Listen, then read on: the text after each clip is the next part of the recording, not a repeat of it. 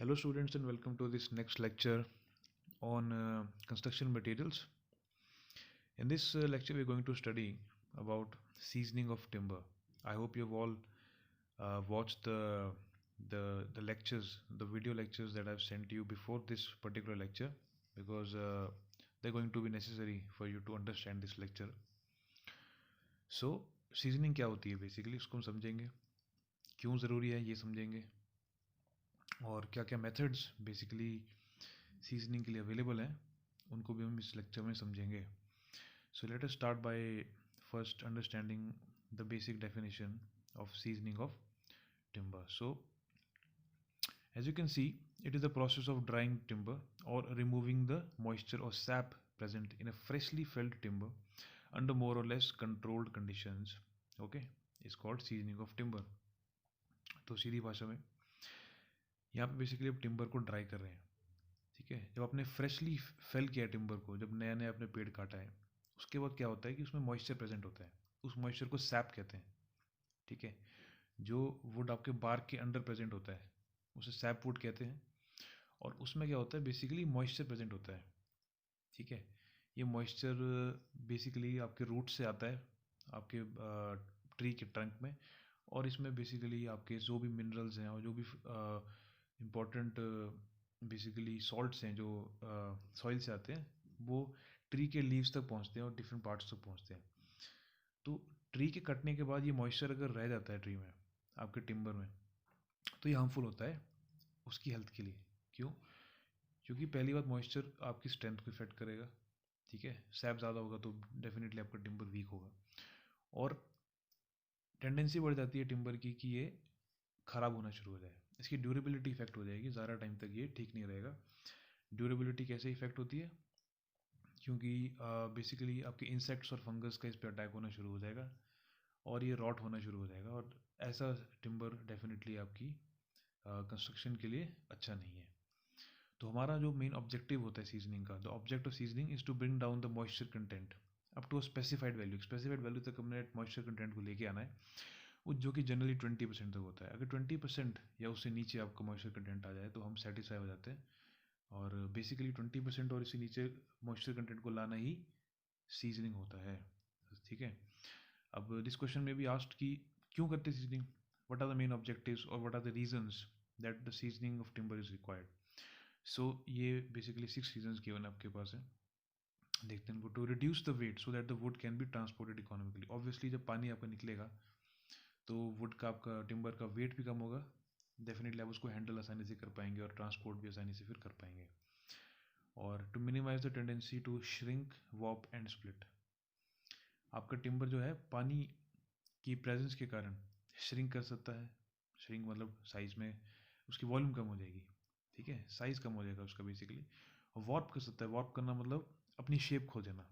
अगर आपका भी क्यूबॉइडल शेप का है या एक सिलेंड्रिकल शेप का आपके पास टिम्बर का पीस है, ठीक है, लॉग है या बॉल्क है, ठीक है, different commercial forms of timber आपने पढ़े होंगे इन द प्रीवियस लेक्चर्स, तो वो आइडियल शेप को वो खो देगा और एक रैंडम सी शेप ले लेगा.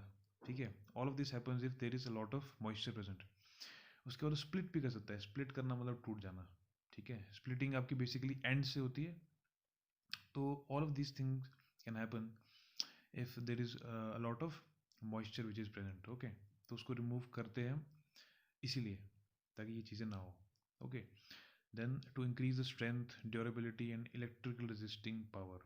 ओके, स्ट्रेंथ ऑब्वियसली कंस्ट्रक्शन में अगर यूज़ करें तो स्ट्रेंथ की रिक्वायरमेंट होगी, ड्यूरेबिलिटी की भी रिक्वायरमेंट होगी और इलेक्ट्रिकल रेजिस्टिंग पावर की ज़रूरत पड़ती है अगर आप इसको ऐसी जगह पर यूज़ कर रहे हैं जहाँ पे बेसिकली इलेक्ट्रिसिटी के कॉन्टैक्ट में आएगा. Okay, for example in insulating materials etcetera. तो ये सारी प्रॉपर्टीज़ इंप्रूव होती हैं अगर आपके पास डेफिनेटली मॉइस्चर नहीं होगा. Next is to improve the wood working qualities like gluing, painting and polishing. Wood working qualities मतलब कितने आसानी से आप लकड़ी के साथ फिर वर्क कर सकते हैं. और वर्क्स कौन कौन से हो सकते हैं, लाइक फॉर एग्जांपल आपने 2 पीस को ग्लू करना है, आपस में स्टिक करना है, उसके ऊपर पेंट करना है, फिर उसको पॉलिश करना है. तो ये सारे ऑपरेशन आसानी से तभी हो पाएंगे अगर इनमें मॉइस्चर की मात्रा कम होगी.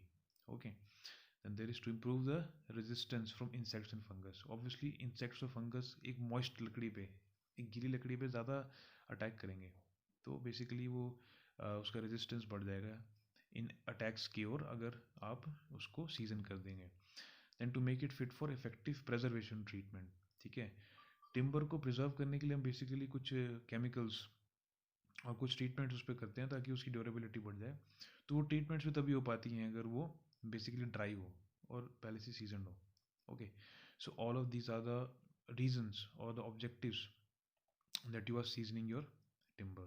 Okay, I hope it is clear. Now let's move on to the next topic. It is a preliminary treatment and storage. Season करने से पहले आप टिम्बर को एक प्रिलिमिनरी ट्रीटमेंट देते हैं जिससे वो फिट हो सके एक्चुअल सीजनिंग के प्रोसेस के लिए. ठीक है, तो बेसिकली दो तरीके के प्रिलिमिनरी ट्रीटमेंट्स आपके पास होते हैं. First is prevention of drying of logs. ठीक है, आपने जब लकड़ी को काटा, पेड़ को काटा, तो जो सर्कुलर सिलेंड्रिकल पीसेज आपको मिले कहते हैं लॉग्स. ओके, अब इमिजिएटली लकड़ी जैसे ही कटती है, जैसे आपका पेड़ कटता है ना, वो ड्राई होना शुरू हो जाता है. अब हम चाहते हैं कि ड्राई हो, हमारा ऑब्जेक्टिव ड्राई करना था, लेकिन रैंडमली ड्राई नहीं हम करना चाहते. हम एक यूनिफॉर्म ड्राइनेस चाहते हैं. हम चाहते हैं कि मॉइस्चर सिर्फ बाहर से ना निकले सरफेस के, अंदर से भी मॉइस्चर बाहर आए, और उसी को हम सीजनिंग कहते हैं. तो लकड़ी को अगर आपने काट के छोड़ दिया तो वो बार बार से ड्राई होनी शुरू हो जाएगी and it will cause it to deteriorate. बार बार से ड्राई होगी, बाहर से उस पर क्रैक्स आने शुरू हो जाएंगे, अंदर से ड्राई होगी नहीं. So immediate drying is not good. तो हम इमीडिएट ड्राइंग नहीं चाहते, तो उसको प्रिवेंट करने के लिए हम एक प्रिलिमिनरी ट्रीटमेंट करते हैं जिसे आप क्या कहते हैं, वाटर सीजनिंग भी कहते हैं. हम क्या करते हैं, बेसिकली आपको जो टिम्बर आपने काटा है लॉग्स के रूप में, ठीक है, उसको आप इमीडिएटली, अगर प्लैंक्स में कट नहीं कर सकते, प्लैंक्स क्या है, बेसिकली आपके रेक्टेंगुलर क्रॉस सेक्शन के पीसेस होते हैं. ठीक है, आपने कमर्शियल फॉर्म्स ऑफ टिम्बर में इसको पढ़ा होगा. तो इन प्लैंक्स में अगर कन्वर्ट नहीं कर पाते हैं, ठीक है, नहीं कर पाते हैं, तो क्या आपका जो लॉग है वो ड्राई होना शुरू हो जाएगा. तो ड्राई नहीं होने देना है, तो इसके लिए हम क्या करते हैं, पानी में इसको सबमर्ज कर देते हैं. ठीक है, कोई भी या फिर रनिंग वाटर हो, या फिर अगर कोई स्टैगनेंट वाटर है, कहीं पे ठहरा हुआ पानी है, हम वहाँ पे भी आपके लॉग्स को सबमर्ज कर देंगे. उससे क्या होगा कि आपका टिम्बर जो है वो रैंडमली और अब्रप्टली ड्राई नहीं होगा, और उसका जो मॉइस्चर कंटेंट है वो तब तक मेंटेन रहेगा जब तक आप उसको एक्चुअल सीजनिंग के प्रोसेस से नहीं गो थ्रू करवाते हैं. ठीक है, तो एक इसमें जो चीज़ आपने यहाँ ध्यान रखनी है कि फुल्ली सबमर्ज करना है आपने पानी में, और पानी अगर स्टैगनेंट हो गया है, बासा हो गया, तो उसको चेंज करते रहेंगे हम एवरी फोर्टनाइट. ठीक है, हर 14 दिन बाद उसको रिमूव करते रहेंगे. और बार्क को आपने रिमूव करना है, लॉग को जो पानी के अंदर स्टोर करते हैं, तो बार्क को आप रिमूव कर देते हैं. सो नेक्स्ट है आपका and coating for preventing splitting in would. मैंने कहा था कि अगर आपके पास लकड़ी क्या कहते हैं, मॉइस्चर कंटेंट उसमें ज़्यादा है, तो वो स्प्लिट भी हो सकता है. तो स्प्लिटिंग को प्रिवेंट करने के लिए, ठीक है, अगर आप काफ़ी टाइम तक सीजन नहीं कर पा रहे हैं, तो अगर लकड़ी उससे पहले स्प्लिट होगी ड्यू टू सम रीज़न, तो वो भी अच्छी बात नहीं है. तो हम क्या करते हैं कि जो आपकी लॉग्स होते हैं जिसको आपने काटा है, बेसिकली आप उनके एंड्स में अबाउट 8 सेंटीमीटर तक ये कुछ ट्रीटमेंट्स करते हैं. ये ट्रीटमेंट्स क्या करती हैं, एंड्स को बेसिकली सील कर देती हैं, और बेसिकली वहाँ से फिर आपका मॉइस्चर जो रैंडमली नहीं, एब्रप्टली नहीं निकलता, और मॉइस्चर अगर नहीं निकलेगा तो आपके एंड्स भी क्या होंगे, फिर क्रैक नहीं होंगे और वो स्प्लिट नहीं होंगे. तो ये बेसिकली कुछ ट्रीटमेंट्स हैं. आप थिक कोल टार और बिटुमिनस पेंट ये ले सकते हैं. ठीक है, कोल टार और बिटुमिनस पेंट क्या बेसिकली एक ऑर्गेनिक कंपाउंड्स होते हैं जो कि पानी के साथ बेसिकली इमिसिबल होते हैं, और इनकी ट्रीटमेंट से क्या है, बेसिकली पानी क्या है वो एक साइड से दूसरी साइड नहीं जाता है. ठीक है, ये basically they are water repellent materials. ठीक है, तो इनको हम अप्लाई कर देते हैं दोनों साइड. ठीक है, कोल टार और बिटुमिन आपने पढ़ा होगा, रोड कंस्ट्रक्शन में यूज़ करते हैं. ब्लैक कलर का ये ऑर्गेनिक मटेरियल होता है. Rosin and lamp black, these are also organic materials. 10:1 के रेशियो में इनको यूज़ करते हैं. इनको मेल्ट किया जाता है और मिक्स करके इसको गरम गरम अप्लाई कर देते हैं आपके टिम्बर के एंड्स पे. और paraffin wax and molasses and lime. So these are some chemicals that are applied to the ends of the cut timber so that it does not lose moisture and it does not split. Okay, तो ये दो preliminary treatment थी. अगर ये treatment आपने कर दी है तो आपका टिम्बर स्टोर रहेगा और सीजनिंग तक खराब नहीं होगा basically. So now will study the methods of seasoning. As you can see there are two methods, two main methods. First one is the air seasoning और natural seasoning. Next one is your kiln seasoning और artificial seasoning. इनको बारी बारी अब देखते हैं. So let's move on to the first method, which is the air or natural seasoning.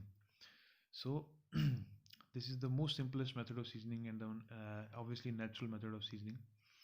इसमें क्या करते हैं बेसिकली ओपन एयर में आप टिम्बर को स्टैक अप कर देते हैं. ठीक है, डिफरेंट डिफरेंट वेज होते हैं स्टैक अप करने के.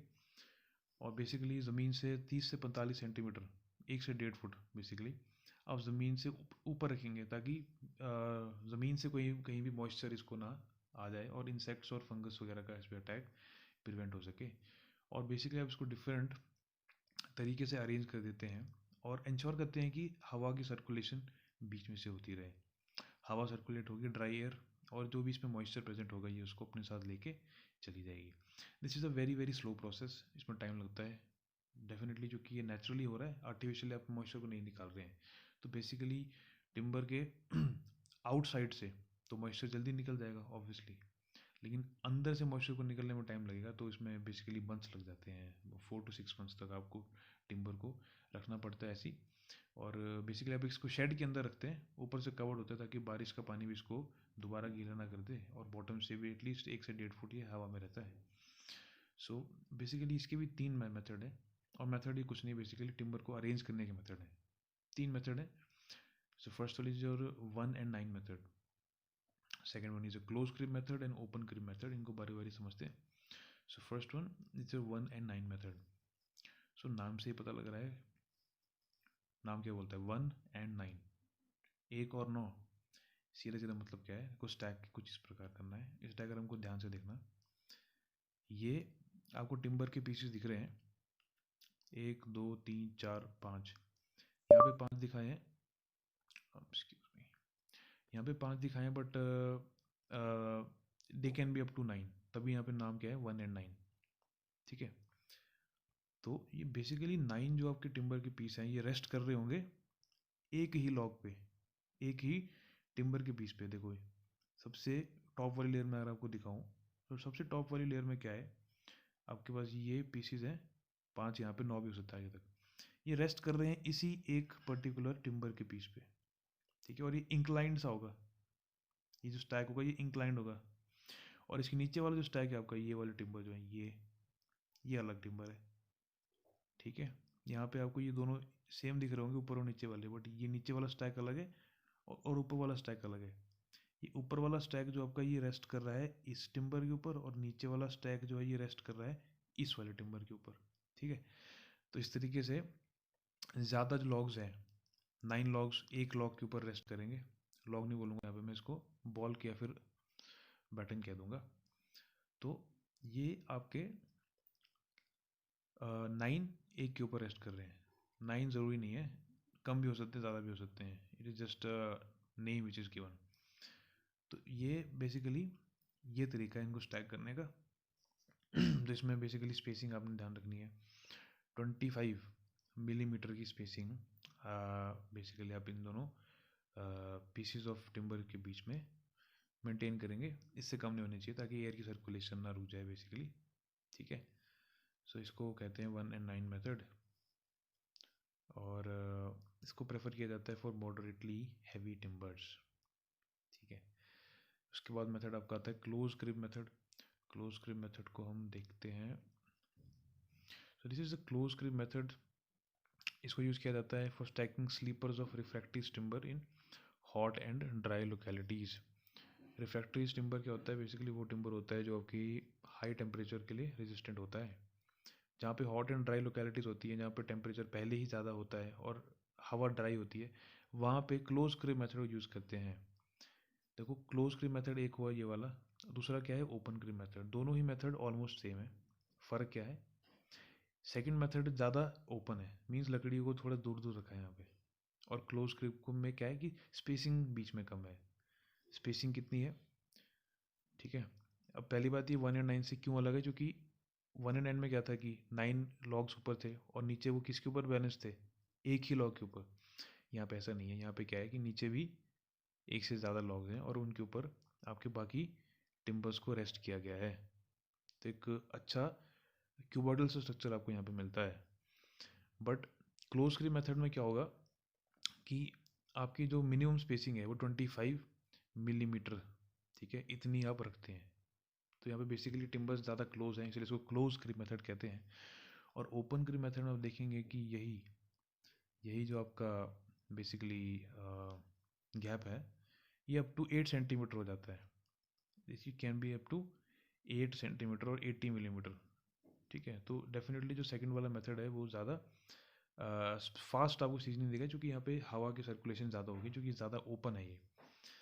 तो इस मेथड को, जो पहला मेथड है क्लोज क्रीप मेथड को, वहाँ यूज़ करेंगे जहाँ पे हॉट एंड ड्राई कंडीशन है, जहाँ पे कम स्पेस से भी फ़र्क नहीं पड़ेगा, क्योंकि हवा देखो ज़्यादा गर्म है और ज़्यादा ड्राई है, तो कम स्पेस होने के बावजूद भी यहाँ पे हवा प्रॉपर सीजनिंग कर देगी। लेकिन जहाँ पे हॉट एंड ड्राई लोकेलिटी नहीं है, ठीक है, वहाँ पे आप थोड़ा ओपन क्रीप मेथड प्रेफर करते हैं, ताकि हवा की सर्कुलेशन अच्छे से होती रहे और आपके फंगस और इंसेक्ट्स का फिर इस पर अटैक ना हो पाए।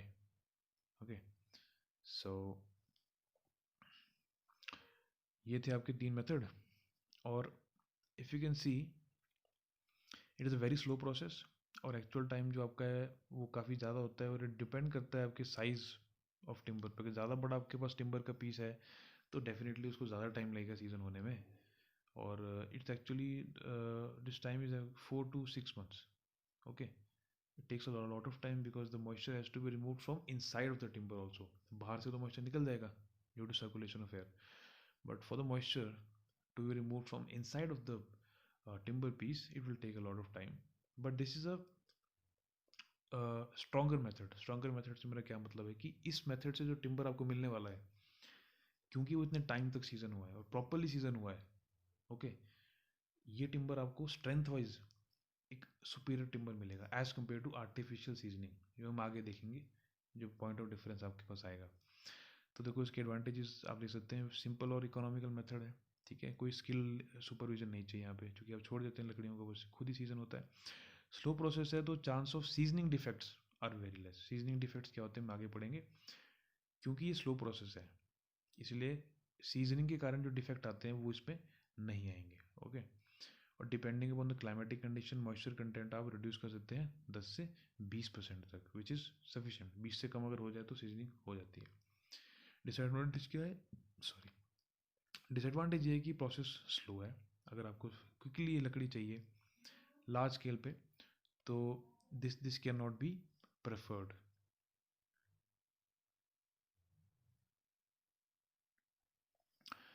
सो the moisture content of wood may not be brought down to the desired level, क्योंकि देखो ये ऑटोमेटिकली प्रोसेस हो रहा है, नेचुरल प्रोसेस है, आपके पास कोई कंट्रोल नहीं है कि आप मॉइस्चर कंटेंट को एक सर्टन लेवल तक ले आ पाएँ। 10 से 20% के बीच में कहीं भी मॉइस्चर कंटेंट हो सकता है, आप एग्जैक्टली कंट्रोल नहीं कर पाएंगे, तो ये एक डिसएडवांटेज है इसकी। And it can be easily attacked by insects and fungi due to the long period of seasoning. तो काफ़ी टाइम तक आपकी लकड़ी पड़ी है और ओपन में पड़ी है सबसे पहली बात तो अगर ठीक से सीजनिंग नहीं हो पा रही है, या फिर आपका जो एयर है वहाँ पे, या फिर जो रीजन है वो काफ़ी ज़्यादा डैम्प है, और आपकी जो हवा है उसमें काफ़ी ज़्यादा ह्यूमिडिटी है, तो इंसेक्ट्स और फंगस जो क्या है बेसिकली आपकी वुड को अटैक कर सकते हैं, और आपका लकड़ी जो है वो ख़राब हो सकती है। Okay, so the space required for stacking timber is large. देखो नेचुरल सीजनिंग हो रही है तो एयर सर्कुलेशन आपको काफ़ी ज़्यादा चाहिए, तो बेसिकली स्पेस की रिक्वायरमेंट भी ज़्यादा होगी। अगर आपने ज़्यादा बेसिकली अच्छे सीजनिंग करवानी है तो दूर दूर रखोगे आप लकड़ी के पीसेस को, तो ज़्यादा जगह की रिक्वायरमेंट डेफिनेटली होगी। Drying of different surfaces may not be uniform, ठीक है, हर एक सर्फेस का ड्राइंग यूनिफॉर्म हो ऐसा ज़रूरी नहीं है। जो स्पीसीज आपके ज़्यादा एक्सटर्नली प्लेस्ड हैं, जो बाहर की तरफ प्लेस्ड हैं, वो डेफिनेटली ज़्यादा अच्छे से सीजन होंगे as compared to the pieces which are inside the stack, ठीक है। और ज़्यादा कैपिटल की रिक्वायरमेंट है which is blocked till the seasoning is complete. इस लाइन का क्या मतलब है, इस लाइन का ये मतलब है कि देखो, क्योंकि ये प्रोसेस काफ़ी स्लो है, आपकी लकड़ी जो सीज़न हो रही है वो आपके किसी यूज़ की नहीं है जब तक कि वो सीज़न नहीं हो पाती, ठीक है। कैपिटल का मतलब होता है पैसा, आपका जो पैसा है वो बेसिकली ब्लॉक हो रखा है, जब तक आपकी लकड़ी नहीं सीज़न होगी तब तक आप उसको यूज़ नहीं कर पाएंगे। सो अबाउट 4 to 6 months तक आपका कैपिटल ब्लॉक हो रखा है because of the you know because you cannot use that timber, simple सी बात है। So these are the disadvantages. So now let's study about artificial or kiln seasoning. So as you can see, नाम से clear है कि ये seasoning क्या है. It is artificial in nature. Natural seasoning में क्या हो रहा था कि आप आपके टिम्बर के पीसीस को, टिम्बर के जो आपने लॉग्स काटे हैं या फिर बॉक्स काटे हैं, आप उनको अरेंज कर देते थे एक पर्टिकुलर ऑर्डर में. 3 डिफरेंट तरीके थे. One and and method, open grip and close grip methods. और naturally, due to the presence of circulating air around the pieces of wood, आपकी जो मॉइस्चर कंटेंट है वो कम होता रहता था. ठीक है, और इस तरह सीजनिंग हो जाती थी. But that process use to take a lot of time. ठीक है, तो आजकल के ज़माने में जब आपको कमर्शियली वुड को यूज़ करना है और काफ़ी ज़्यादा आपको टिम्बर चाहिए, तो आपने आर्टिफिशियल मेथड्स भी कुछ डिवाइस किए हैं. ठीक है, तो आर्टिफिशियल मेथड को आप किलन सीजनिंग भी कहते हैं. किलन क्या होती है? बेसिकली एक kiln is basically sort of a furnace. ठीक है, एक मेसनरी यूनिट होता है जहाँ पे आप हाई टेम्परेचर प्रोवाइड करते हैं by the means of some artificial methods. और इस हीट के कारण और कंट्रोल्ड बेसिकली ह्यूमिडिटी के कारण, ठीक है, यहाँ पे आप टेम्परेचर को और ह्यूमिडिटी को कंट्रोल करते हैं इनसाइड द चेम्बर. ठीक है, इन दोनों फैक्टर के कारण आप क्या करते हैं, एक क्विकली और एक कंट्रोल्ड वे में आप बेसिकली टिम्बर की मॉइस्चर को यहाँ पे कम करते हैं. And since this is an artificial method, you have control over how much you want to reduce the moisture content, and the moisture can be reduced to up to 8 to 12% as compared to 10 to 20% which was possible in your natural seasoning case. Okay, so seasoning kiln क्या होती है? Basically एक masonry chamber है जिसमें आपके पास arrangement होता है heating करने का, ह्यूमिडिफाइंग करने का और सर्कुलेट करने का हवा को. ठीक है, स्टीम जनरली यूज़ की जाती है हीटिंग पर्पज़ के लिए, हीटिंग और ह्यूमिडिफाइंग के लिए, और कई केसेस में आपके पास गैसेस का भी प्रयोग होता है. ठीक है, so now let's just take a look at the kiln itself. कुछ इस प्रकार की आपके पास किलन होती है. मेसनरी वॉल्स होती हैं इसकी, ब्रिक वॉल्स, और अंदर आपके पास एक रिफ्रैक्टरी लाइनिंग होगी या फिर आयरन शीट की लाइनिंग होगी. बेसिकली ये एक टेम्परेचर रेजिस्टेंट लाइनिंग होती है जिससे आपकी वॉल्स क्या है वो हाई टेम्परेचर से इफेक्ट ना हो. अंदर आपके पास अरेंजमेंट है, फ़ैन मौजूद हैं ताकि सर्कुलेशन आपकी अच्छे से एयर की होती रहे, और हीटिंग पाइप्स मौजूद हैं और स्टीम पाइप्स मौजूद हैं. ठीक है, ये बेसिकली गैसेस या फिर स्टीम के थ्रू अंदर जो आपने स्टैक अप कर रखा है टिम्बर को, उनका टेम्परेचर इंक्रीज़ करने के लिए बेसिकली आप यहाँ से गैसेस या फिर स्टीम को पास करते हैं. ठीक है, और आपके पास रेगुलेटर्स होते हैं जिससे आप ह्यूमिडिटी को और टेम्परेचर को यहाँ पे एग्जैक्टली कंट्रोल कर सकते हैं. और स्लोपिंग रूफ डेफिनेटली होगी, बारिश का पानी जो है वो निकल जाए. और बेसिकली ये जो आपकी किल्न होती है, इट हैज़ 2 वेज. एक साइड से आप ट्रॉली को इंसर्ट करते हैं, ट्रॉली में आपके पास ये स्टैक्ड होता है टिम्बर. रिमेंबर, इसमें जो स्टैकिंग होगी ये नेचुरल सीजनिंग के कंपैरिजन में काफ़ी ज़्यादा टाइट होगी. ठीक है, नेचुरल सीजनिंग में आपको टिम्बर के बीच में गैप देना पड़ता था क्योंकि वहाँ पे एयर का सर्कुलेशन ज़रूरी था काफ़ी प्रलॉन्ग टाइम तक. यहाँ पे आप थोड़ा क्लोजली भी स्टैक कर सकते हैं क्योंकि आर्टिफिशियली होना है और टेम्परेचर कंट्रोल आपके पास है और ह्यूमिडिटी कंट्रोल है, तो यहाँ पे आप ज़्यादा अमाउंट ऑफ टिम्बर को यहाँ पे इंसर्ट कर सकते हैं without worrying much about the spacing in between. Okay, so trolley में आप इंसर्ट करते हैं एक साइड से, the timber stage in for around 3 to 4 hours, and after the seasoning is done it is removed from the other side.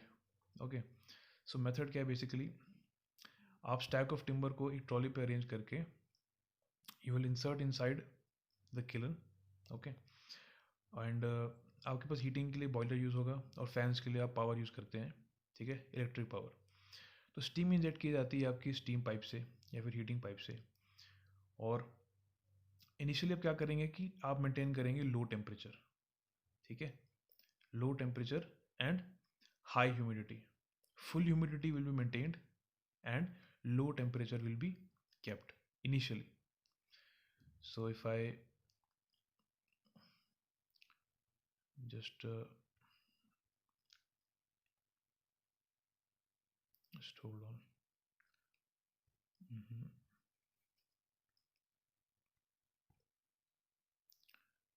Me just mark it up. So initial stage में आपका temperature कैसा होगा, कम, और आपकी R H का मतलब है relative humidity, it will be high. Relative humidity का मतलब है कि हवा में कितना मॉइस्चर प्रेजेंट है, इसको परसेंटेज में डिनोट किया जाता है. अगर 100% रिलेटिव ह्यूमिडिटी है, इसका मतलब आपकी हवा पूरी तरह मॉइस्चर से सैचुरेटेड है और कोई भी नया मॉइस्चर वो एब्जॉर्ब नहीं कर पाएगी.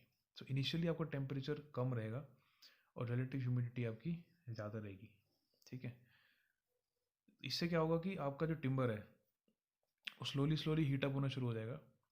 लेकिन क्योंकि हवा की रिलेटिव ह्यूमिडिटी ज़्यादा है, ऑलमोस्ट नियर 100% ही होगी, आपका कोई भी मॉइस्चर अभी टिम्बर से बाहर नहीं जा पाएगा. ठीक है. क्योंकि बाहर जाएगा कहाँ, हवा में जाएगा, हवा में लेकिन जगह ही नहीं मॉइस्चर को अब्जॉर्ब करने की. देयरफॉर इनिशियल स्टेज में हम अभी क्या कह रहे हैं इसको, सीजनिंग को इनिशिएट नहीं कर रहे हैं. अभी मॉइस्चर निकलना शुरू नहीं हुआ है, हमने सिर्फ आपकी टिम्बर की लॉग्स को हीट करना अभी शुरू किया है. जैसे ही आपका टाइम बीतेगा, ठीक है, फाइनल स्टेज में आप इंश्योर कर लेंगे कि आपका टेम्परेचर बढ़ता जाए. ठीक है. और आपकी रिलेटिव ह्यूमिडिटी कम होती जाए. ठीक है. इससे क्या होगा कि अब आपका टेम्परेचर बढ़ रहा है तो मॉइस्चर के निकलने का रेट जो है वो बढ़ने वाला है. क्योंकि डेफिनेटली ज़्यादा टेम्परेचर रहेगा तो रेट ऑफ इवेपोरेशन और बॉइलिंग बढ़ जाता है. और स्लोली स्लोली हम हवा की रिलेटिव ह्यूमिडिटी को भी कम करेंगे. ठीक है. उससे क्या होगा कि हवा में अब जगह बननी शुरू हो जाएगी. The air circulating inside will have space for accumulating, for accommodating the moisture that will come out of the timber. So slowly and steadily आप इस तरह से इसकी सीजनिंग करवा रहे हैं. ठीक है. ये इनिशियली हमने टेम्परेचर क्यों कम रखा और बाद में क्यों बढ़ा दिया, इसका देखो मेन पर्पस ये है कि आप एक यूनिफॉर्म कंडीशन क्रिएट करना चाह रहे हैं टिम्बर के पीस के अंदर. ठीक है. अगर इनिशियली आपने रिलेटिव ह्यूमिडिटी कम रखी है और टेम्परेचर बढ़ा दिया, ये वाली स्टेज अगर हमने इनिशियली कर दी, तो होगा क्या कि फटाफट से आपका जो टिम्बर के आउटसाइड है, ठीक है, लकड़ी के पीस के बाहर से फटाफट से आपकी मॉइस्चर निकलना शुरू हो जाएगा. और अंदर से अभी यूनिफॉर्म कंडीशन नहीं आई होगी, टेम्परेचर अभी अंदर तक यूनिफॉर्मली नहीं पहुंचा होगा, तो बाहर से आपकी ज़्यादा रैपिडली मॉइस्चर रिमूव होगा और अंदर से नहीं होगा. ठीक है. और बाहर फिर उससे सडन ड्राइंग से बाहर से क्रैक्स डेवलप हो सकते हैं. तो बेसिकली हम इनिशियल स्टेज में टिम्बर को तैयार कर रहे हैं. लो टेम्परेचर रखेंगे जिससे आपका टिम्बर का जो पीस है वो पूरी तरह से यूनिफॉर्मली हीट हो जाए.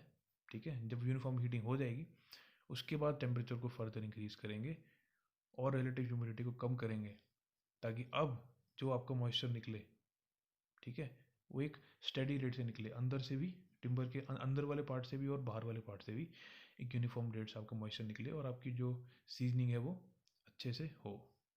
ओके. सो ये है बेसिकली आपका मैकेनिज्म बेसिकली किल्न सीजनिंग का. Now let's move on to the next slide. So यहाँ पे एक पॉइंट मेंशन किया है कि आप इस मेथड को टिम्बर की स्टरलाइजेशन के लिए भी यूज़ कर सकते हैं. स्टरलाइजेशन का मतलब क्या होता है, जो भी इसमें माइक्रो ऑर्गेनिजम्स प्रेजेंट है, फंगस या फिर कोई और बैक्टीरिया प्रेजेंट है, उसको किल करने के लिए आप इसको यूज़ कर सकते हैं. तो यहाँ पे एक मेथड आके उसके गिवन है. This is not really important from your syllabus point of view. If you want to read it you can check it out. So ये आपका किल्न सीजनिंग एक आर्टिफिशियल मेथड हो गया था. But there are 3 other methods also which are present, which are also used but not as widely as kiln seasoning. तो उन methods को भी देख लेंगे हम. First method is boiling. ठीक है. तो boiling as the name is clear, आप टिम्बर के पीस को बॉइलिंग वाटर में डाल देंगे, इमर्स कर देंगे और उसको फिर बॉईल करेंगे 3 से 4 घंटे तक. ठीक है. This is a very quick method. होता क्या है कि आप जब बॉइलिंग करेंगे 3 से 4 घंटे तक, ठीक है, 3 से 4 घंटे तक आपका जो टिम्बर है वो 100 डिग्री सेल्सियस पे रहेगा. ठीक है. एक यूनिफॉर्म कंडीशन आपके टिम्बर के अंदर क्रिएट हो जाएगी. And as soon as you remove the timber out of the water, ठीक है, आपका टिम्बर हाई टेम्परेचर पे है, यूनिफॉर्म कंडीशन है थ्रू आउट द टिम्बर, बाहर भी 100 होगा, अंदर भी 100 होगा. And due to this high temperature आपका जो रेट ऑफ मॉइस्चर रिमूवल है, ठीक है, वो काफ़ी रैपिडली यहाँ पे रहेगा और काफ़ी फास्ट आपकी जो है वो सीजनिंग हो जाएगी. सो this is one method but this is very costly obviously, क्योंकि आपने टिम्बर के पीस को बॉइलिंग वाटर पर रखना है 3 से 4 घंटे तक. ठीक है. काफ़ी पावर आपकी यूज़ होने वाली है. So this is an expensive method. Then there is chemical action. तो केमिकल एक्शन में क्या है, दिस केमिकल सीजनिंग कहते हैं इसको, साथ में सॉल्ट सीजनिंग भी कह देते हैं। तो बेसिकली एक सूटेबल सॉल्ट आप लेंगे, ठीक है, like you can also choose common salt for example. उसके सॉल्यूशन में आप बेसिकली टिम्बर को डिप करते हैं, ठीक है। और होता क्या है कि एक प्रोसेस है आपके पास जिसे हम कहते हैं ऑस्मोसिस, ठीक है। थिन मेम्ब्रेन्स के अक्रॉस आपके लिक्विड की मूवमेंट होती है, ठीक है। ये क्यों होती है? बेसिकली अगर आपके पास एक मेम्ब्रेन है, ठीक है, उसके साइड आपके पास सॉल्यूशन है, यहाँ पे आपके पास H2O है, पानी है, और यहाँ पे आपके पास सॉल्ट सॉल्यूशन है, ठीक है। सॉल्ट सॉल्यूशन है बाहर और पानी है टिम्बर के अंदर। तो ऑस्मोसिस ये कहता है कि जहाँ पे आपके पास सॉल्ट का कंटेंट ज़्यादा होगा, ठीक है, तो वो सॉल्ट कंटेंट यहाँ पे ज़्यादा है, यहाँ पे तो सॉल्ट है ही नहीं, ठीक है। पानी तो यहाँ पे भी है जो कि सॉल्यूशन है, सॉल्ट और पानी का ही सॉल्यूशन है। पानी दोनों जगह है लेकिन सॉल्ट एक जगह पे ज़्यादा है।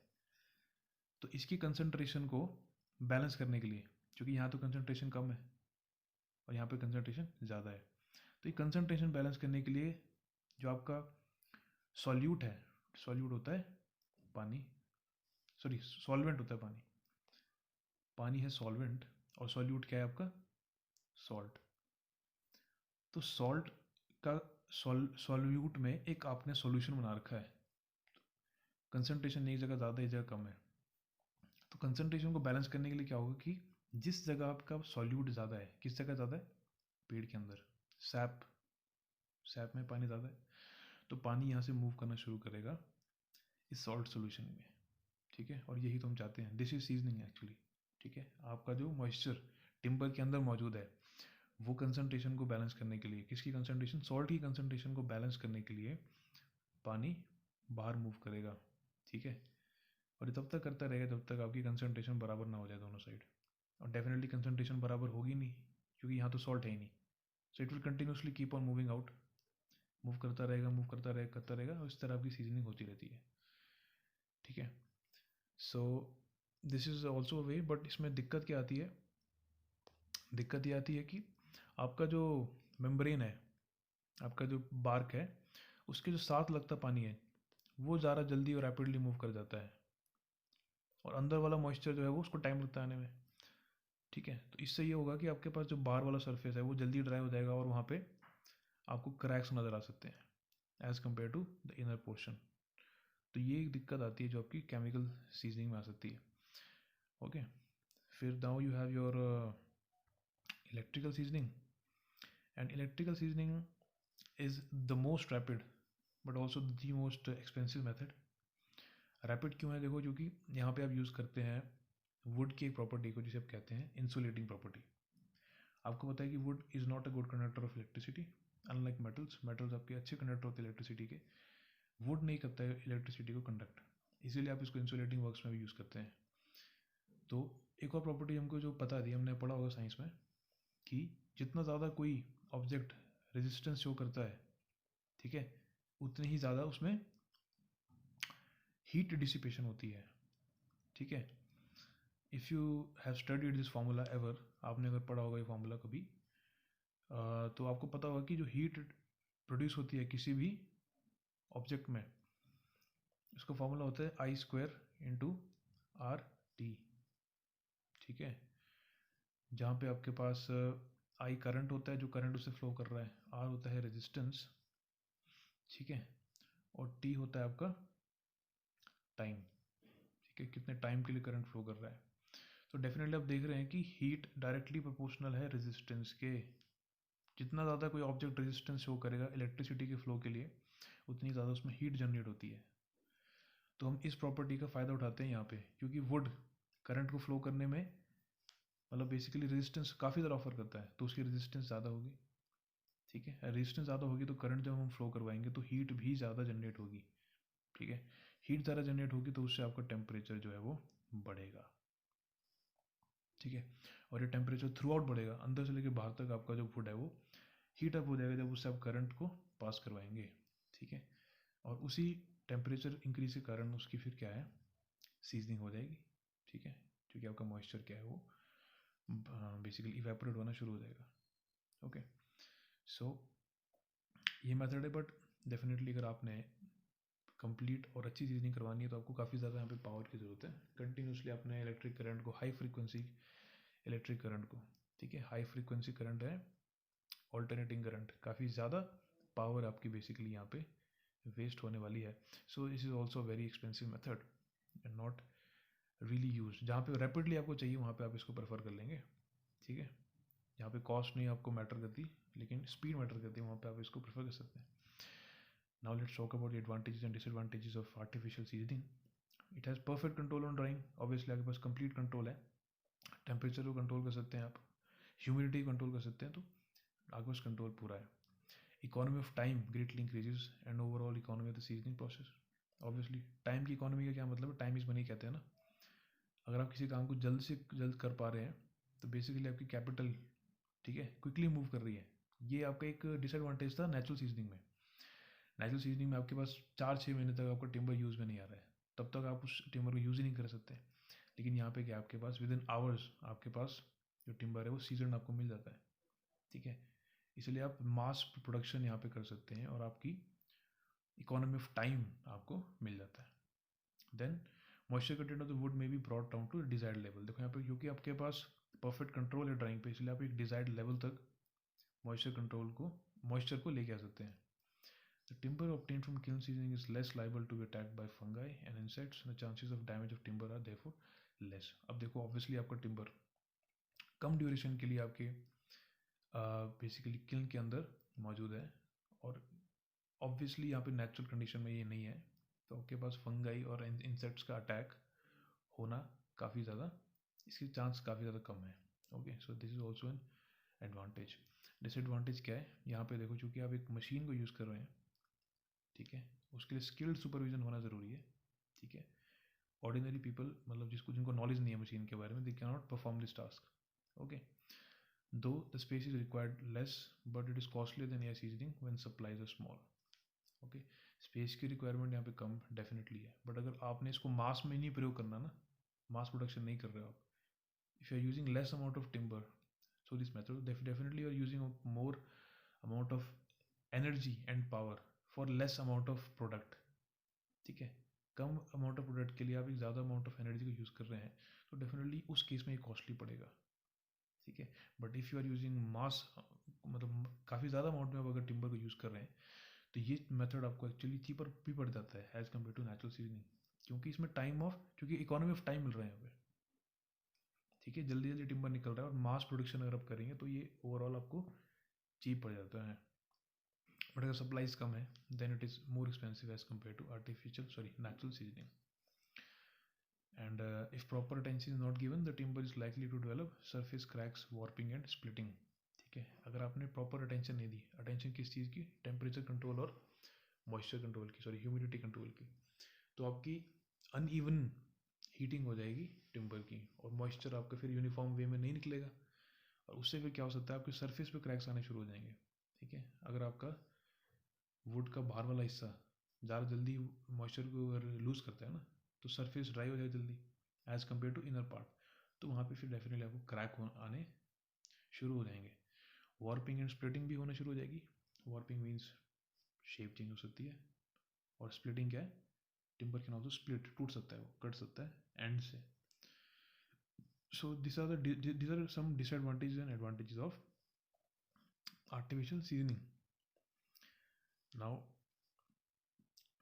a very important topic and a very important question also. This can be asked in your examination for sure. Basically क्या है कंपैरिजन है नेचुरल सीजनिंग और किलन सीजनिंग में। डायरेक्टली क्वेश्चन आ जाएगा कि write down the points of comparison या फिर points of difference between your natural seasoning and kiln seasoning. So now that you have studied both, we can understand these 7 points.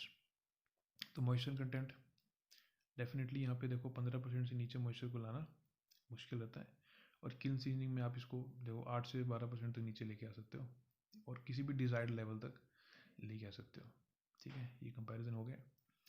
Then this nature simple और economical होता है, क्योंकि कोई भी skilled supervision नहीं चाहिए, ठीक है, आप बस स्टैक अप करके छोड़ देते हैं।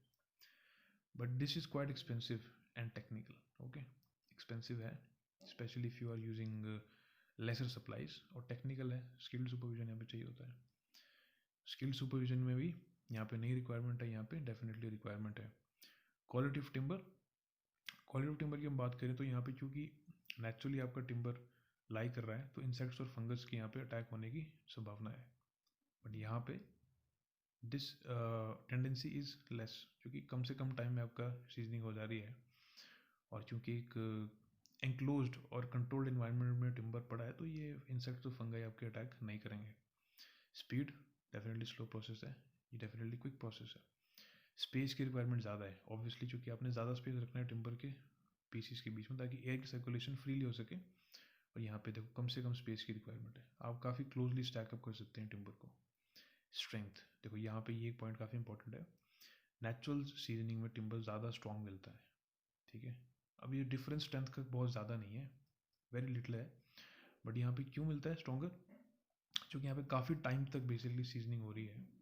ठीक है, एक नेचुरल वे से और काफ़ी रिलैक्स्ड वे से आपका टिम्बर क्या अपने मॉइस्चर को रिलीज़ कर रहा है.